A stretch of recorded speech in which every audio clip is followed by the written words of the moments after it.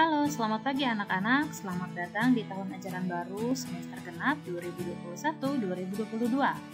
Pada kesempatan kali ini kita akan belajar tema 6, subtema 1 pembelajaran 1-3. Silakan persiapkan buku dan alat tulis kalian. Berdoa sebelum belajar. Kalau sudah, mari kita mulai pembelajaran hari ini. Jadi perhatikan materi hari ini baik-baik ya.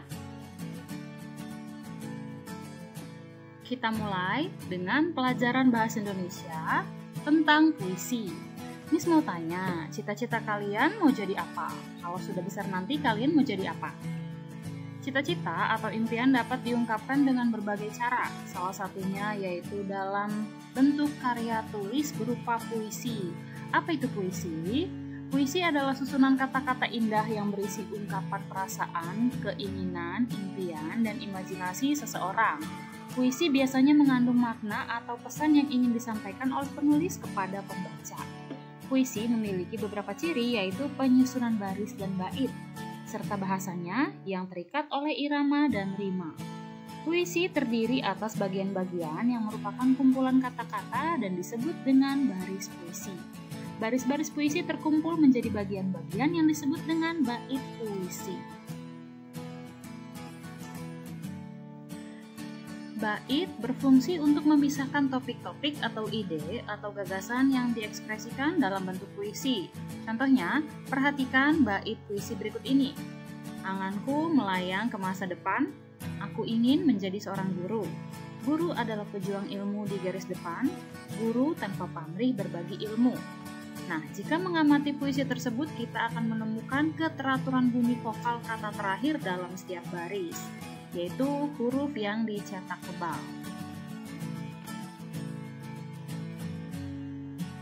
Puisi memiliki irama dan rima. Irama adalah keselarasan bunyi pada puisi yang dibentuk oleh pergantian tekanan kata. Irama berhubungan dengan panjang pendeknya bunyi serta kemerduan bunyi saat membacakan puisi. Rima adalah persamaan bunyi yang ada dalam baris-baris puisi. Bagaimana cara menentukan jenis rima dalam puisi? Rima dapat dibagi menjadi beberapa jenis, yaitu yang pertama rima ABAB atau yang disebut dengan rima silang.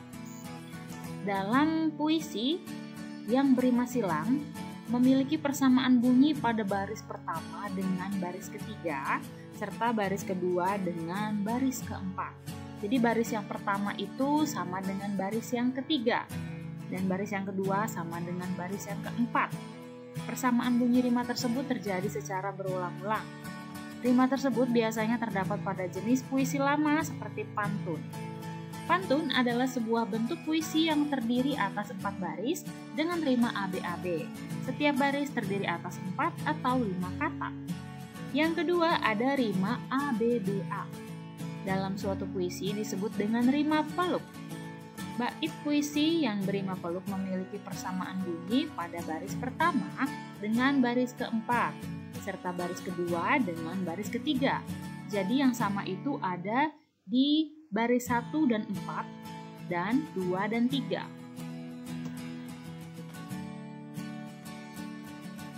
Yang ketiga ada rima AABB. Disebut juga dengan rima pasangan. Bait puisi yang berima pasangan ini biasanya memiliki persamaan bunyi pada baris pertama dengan baris kedua. Nah, kemudian baris ketiga dan baris keempat. Jadi, yang baris pertama itu sama dengan baris kedua. Sedangkan baris ketiga itu samanya atau pasangannya dengan baris keempat. Jadi, 1, 2, 3, 4. Yang terakhir ada rima AAAA. Atau disebut juga dengan rima terus. Puisi yang berima terus memiliki persamaan bunyi pada semua barisnya mulai dari baris yang pertama sampai baris terakhir. Kalian bisa lihat dan perhatikan contoh puisi berikut ini. Di sini ada puisi yang berjumlah 3 bait. Tiap baitnya memiliki 4 baris dan bait-bait tersebut memiliki rima yang berbeda. Bait yang pertama rimanya ABAB ya, atau biasa disebut rima silang. Yang kedua juga sama, ABAB, dan yang ketiga AABB atau rima yang berpasangan. Perhatikan puisi berikut ini. Ini sudah siapkan puisi berjudul Hidupku Penuh Warna karya De Caritas. Nah, kalian perhatikan ada 4 bait puisi dengan masing-masing bait memiliki 4 baris. Sekarang bisakah kalian menentukan jenis rima yang ditentukan atau yang ada pada tiap bait puisi berikut ini? Sekarang mari kita beralih ke IPA tentang daur hidup hewan. Hewan maupun manusia mengalami beberapa tahapan pertumbuhan dan perkembangan dalam kehidupannya. Tahapan tersebut membentuk sebuah siklus hidup atau daur hidup. Daur hidup adalah proses pertumbuhan dan perkembangan makhluk hidup mulai dari lahir atau menetas hingga dewasa. Setiap hewan mengalami tahapan pertumbuhan dan perkembangan yang berbeda-beda.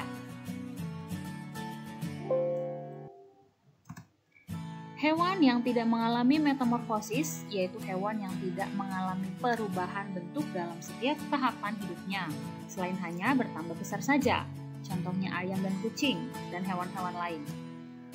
Hewan yang mengalami metamorfosis yaitu hewan yang mengalami perubahan bentuk di setiap tahapan hidupnya menuju bentuk tubuh dewasa atau yang biasa disebut dengan metamorfosis sempurna.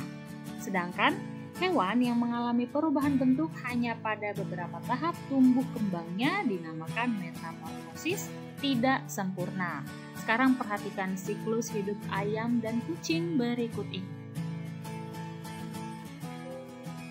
Perhatikan daur hidup ayam atau siklus hidup ayam yang terlihat di layar kalian. Di situ dimulai dari telur, kemudian menetas menjadi anak ayam, kemudian tumbuh menjadi ayam dewasa. Siklus hidupnya atau daur hidupnya hanya berupa 3 tahap saja. Dan itu sama juga dengan daur hidup kucing yang bisa kalian lihat juga di situ, yaitu kucing dewasa yang melahirkan anak kucing, kemudian anak kucing tumbuh menjadi kucing muda tumbuh menjadi kucing dewasa, kemudian kucing dewasa melahirkan anak kucing, ya seperti itu terus ya siklus hidupnya. Jadi hanya melalui 3 tahapan yang singkat. Daur hidup kupu-kupu dan belalang. Kupu-kupu dan belalang memiliki daur hidup yang berbeda dengan daur hidup hewan-hewan yang lain, yaitu kupu-kupu dan belalang mengalami proses perubahan bentuk selama daur hidupnya. Proses perubahan bentuk tersebut dinamakan metamorfosis. Perhatikan metamorfosis kupu-kupu berikut ini. Metamorfosis kupu-kupu atau daur hidup kupu-kupu dimulai dari telur yang kemudian menetas menjadi larva atau ulat, dari ulat menjadi pupa atau kepompong, kemudian menjadi kupu dan tumbuh besar menjadi kupu-kupu dewasa. Nah, daur hidup kupu-kupu mengalami perubahan di setiap tahapannya sehingga kupu-kupu mengalami metamorfosis sempurna. Metamorfosis belalang sama ya, dimulai dari telur, kemudian menetas menjadi nimfa yang tidak bersayap, kemudian menjadi nimfa yang bersayap dan berubah menjadi belalang dewasa. Tidak semua tahapan dalam daur hidup belalang mengalami perubahan, sehingga belalang mengalami metamorfosis tidak sempurna. Agar lebih jelas, perhatikanlah gambar daur hidup kupu-kupu dan belalang berikut ini. Daur hidup kupu-kupu dimulai dari telur, ulat, kepompong, kupu-kupu muda, dan kupu-kupu dewasa. Bentuknya tiap tahap hidupnya berbeda-beda. Sedangkan daur hidup belalang hanya ada perubahan-perubahan kecil ya, hanya bertambah besar saja. Dari telur kemudian menjadi nimfa, menjadi dewasa atau imago. Sekarang kita beralih ke SBDP tentang menyanyikan lagu sesuai dengan tempo. Masih ingat ya tempo itu apa? Adalah cepat lambatnya ketukan lagu yang dinyanyikan. Nah, macam-macam tempo itu ada largo atau lambat sekali, lento lebih lambat dari largo, adagio lambat, andante sedang, moderato sedang tetapi sedikit agak cepat, allegro cepat, vivace lebih cepat, dan presto cepat sekali. Berikut ini adalah contoh dua notasi lagu yang dinyanyikan dengan tempo yang berbeda. Yang pertama ada lagu berjudul Kupu-kupu yang lucu. Nah, di sini tempo yang dipakai adalah lento. Lagu yang kedua adalah lagu yang berjudul Tik-tik bunyi hujan yang dinyanyikan dengan tempo sedang. Nah, jadi kalau kalian ingin bernyanyi, kalian perhatikan dulu temponya, apakah sedang, cepat, atau lambat, supaya kalian bisa menyanyikan lagunya dengan baik dan benar. Jadi tiap lagu memiliki tempo yang berbeda-beda.